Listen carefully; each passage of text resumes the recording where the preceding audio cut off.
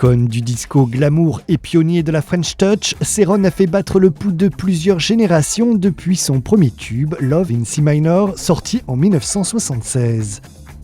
Avec 30 millions d'albums vendus et 5 Grammy Awards, le petit blanc-bec de Vitry-sur-Seine est devenu une star de renommée internationale, aussi kitsch qu'incontournable.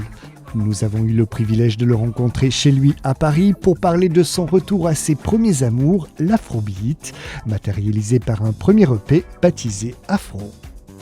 C'est un peu mes origines, surtout avec l'influence que j'ai pu avoir avec le groupe Congas de mes débuts.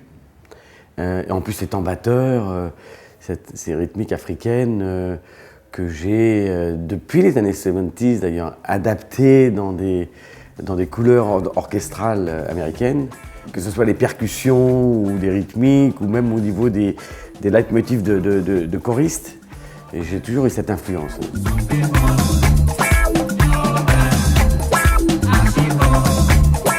Les retrouvailles de Céron avec les studios sont marquées par 2 featuring de marque, Manu Dibango et Tony Allen, qui ont respectivement participé au titre Funk Makossa et Second Chance. Tous les deux sont inclus dans l'EP Afro qui préfigure un nouvel album.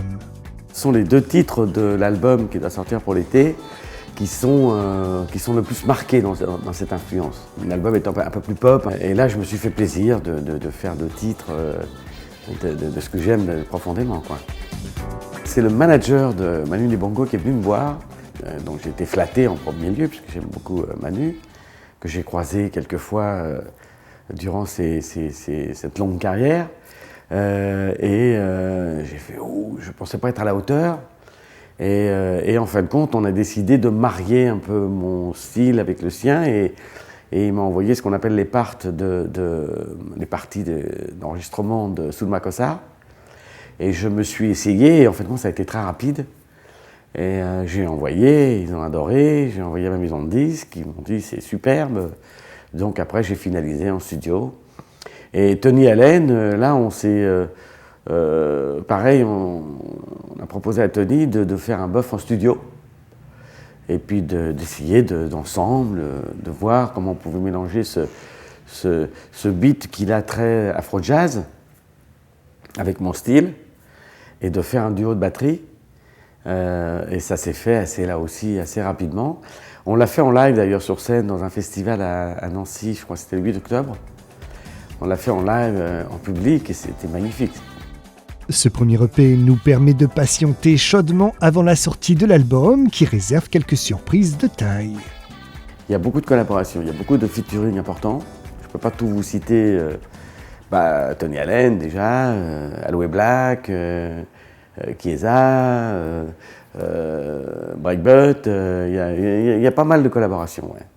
Et je suis assez fier aussi de cet album parce que j'ai eu la chance d'avoir, parce que c'est un album live qui est joué, que ce soit les guitaristes, les bassistes, les claviers sont des gens très puissants, très talentueux, qui sont de Los Angeles, et toutes les voix sont à un niveau que je crois que je n'ai jamais eu dans les albums précédents encore.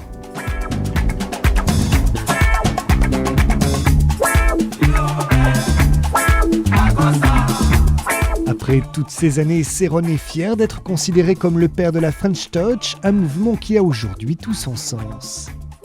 On a parlé de la French Touch dans les années 77. C'est-à-dire quand j'étais aux États-Unis, mon premier album, Love in C minor, faisait un carton là-bas. Et évidemment, les journalistes me disaient « Mais qu'est-ce qui reste de français, puisque tu es français ?» Les musiciens sont anglais ou américains, les chanteurs sont anglais ou américains, c'est mixé, pareil, de manière anglo-saxonne. Qu'est-ce qui reste de français? Moi, je leur disais, il reste ce petit côté français, cette touche française qui est un peu froide, un peu sophistiquée, un peu... voilà, alors ils disaient, ouais, c'est la French Touch, quoi. Donc c'est là où le mot a commencé à sortir. Et ensuite, Daft Punk l'a très bien utilisé dans les années 95, avec brio. David Guetta, et puis maintenant, aujourd'hui, la French Touch dans le monde entier, ça veut dire quelque chose. C'est-à-dire, ça a vraiment pris une particule, quoi. C'est une sonorité, ouais, je dirais un peu sophistiquée, ouais. Céron est impatient de retrouver son public et surtout la scène qu'il n'a jamais vraiment quittée pour y défendre ses nouveaux morceaux. Mais pour savoir qui se cache derrière le pionnier de la French Touch, nous l'avons pour l'heure soumis au traditionnel jeu de la boîte à questions. La natation. Los Angeles. Parce que c'est mon deuxième pays, j'ai eu des enfants là-bas, j'y passe toujours la moitié de mon temps chaque année et c'est ma deuxième ville, quoi. Je suis chez moi. Le jean était, comme on disait en 70s, c'est ma deuxième peau. L'avion. Parce que j'y passe tellement de temps.